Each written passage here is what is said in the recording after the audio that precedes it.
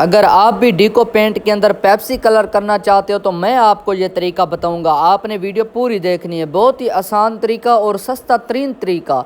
बिस्मिल्लाहिर्रहमानिर्रहीम। अस्सलामुअलैकुम मेरे प्यारे दोस्तों, आप देख रहे हो मेरा यूट्यूब चैनल 3D अदनान समी पॉलिश। आपने पहले नंबर पे कोरे नग के ऊपर, कोरे फर्नीचर के ऊपर, कोरी टेबल के ऊपर आपने पहले नंबर पे लगाना है पानी वाला अस्तर। पानी वाला अस्तर ऐसी चीज़ है, ये नीचे मजबूत कर देते। कुछ दोस्त कहते हैं भाई ये जिसके ऊपर लगे, जिस चीज़ के ऊपर लगे, शीट के ऊपर लगे, वो चीज़ फूल जाती है। नहीं मेरे प्यारे व्यूअर, जो मैं पानी वाला अस्तर बनाता हूँ उसके अंदर मैं ऐसे केमिकल डालता हूँ कि वो मजबूत हो जाता है। आप वो वाली वीडियो भी देख सकते हो पानी वाला अस्तर कैसे बनता है। तो मेरे प्यारे दोस्तों, अब मैं इसके ऊपर लगाऊंगा फिलिंग पुटीन। आप पता नहीं कौन सी वाल पट्टी यूज़ करते हो, लेकिन हम यूनिमैक्स की वाल पट्टी यूज़ करते हैं, बहुत ही अच्छी और इसका अच्छा रिज़ल्ट है। तो मेरे प्यारे दोस्तों, आप जब ये वाल पट्टी लगानी है तो एक हाथ आपने लगा देना है। जब ये खुश्क हो जाए फिर आपने मेरे प्यारे दोस्तों दोबारा दूसरा हाथ लगाना है वाल पुट्टी का। जितनी ही आप वाल पुट्टी की बेस बनाओगे, जितनी ही आप इसके ऊपर वाल पुट्टी लगाओगे, तकरीबन 3-3 हाथ आपने इस शीट के ऊपर लगाने हैं। जब आपने वाल पुट्टी लगा लेनी है उसके बाद आपने करनी है रगड़ाई, सैंडिंग। सैंडिंग कौन से रेगमाल के साथ करनी है वो भी मैं आपको बता देता हूँ।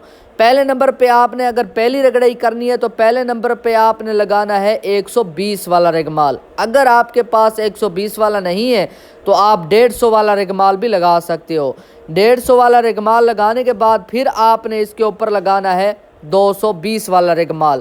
जब आपने डबल का रेगमाल, मसलन डबल का अस्तर लगा लेना है, डबल का अस्तर लगाने के बाद फिर आपने पुटीन लगानी है। पुटीन लगाने के बाद आपने फिर 220 वाला रेगमाल लगाना है। इस टेबल के ऊपर मैं तकरीबन 2-2 कोट प्राइमर के दे दूंगा। आपने पहले कोट के बाद तकरीबन 15 मिनट का रेस्ट देना है। 15 मिनट रेस्ट देने के बाद फिर आपने तीसरा या दूसरा हाथ लगाना है। मेरे प्यारे व्यूअर, जितना ही आप प्राइमर अच्छा लगाओगे उतनी ही प्यारी बेस बनेगी डीको पेंट की।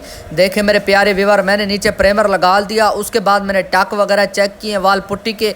उसके बाद मैं 320 वाले नाटन के रेगमाल के साथ अच्छी तरह से इसकी मैं सैंडिंग करूँगा, रगड़ाई करूँगा। जितनी ही आप इसकी अच्छी रफ लगाओगे, रगड़ाई करोगे उतनी ही अच्छी बेस बनेगी। उसके बाद मेरे प्यारे व्यूअर, मैं इसके ऊपर लगा रहा हूँ फेनल का कलर, पेप्सी कलर।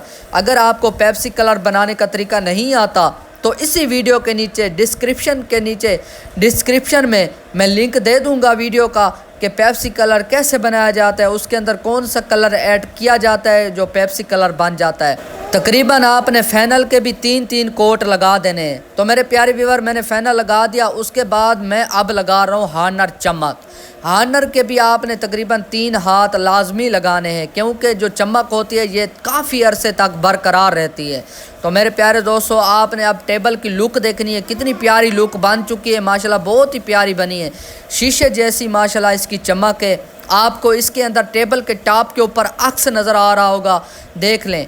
और मैं आपको इसके ऊपर बाकायदा प्रैक्टिकल टेस्ट भी करके दिखाऊंगा हाथ का। देखें इसके अंदर टेबल के टॉप के ऊपर हाथ का अक्स नज़र आ रहा है। मेरे प्यारे व्यूअर, इतनी प्यारी मैंने टेबल डीको पेंट की है। अगर आपको मेरा काम अच्छा लगा हो तो प्लीज़ कमेंट्स के अंदर अपनी राय का इजहार भी लाजमी करना और ये भी बताना मैंने काम अच्छा किया या नहीं। अगर कोई कमी पेशी है तो वो भी लाजमी बताना। इस वीडियो की इजाज़त, अगली वीडियो में मिलते हैं।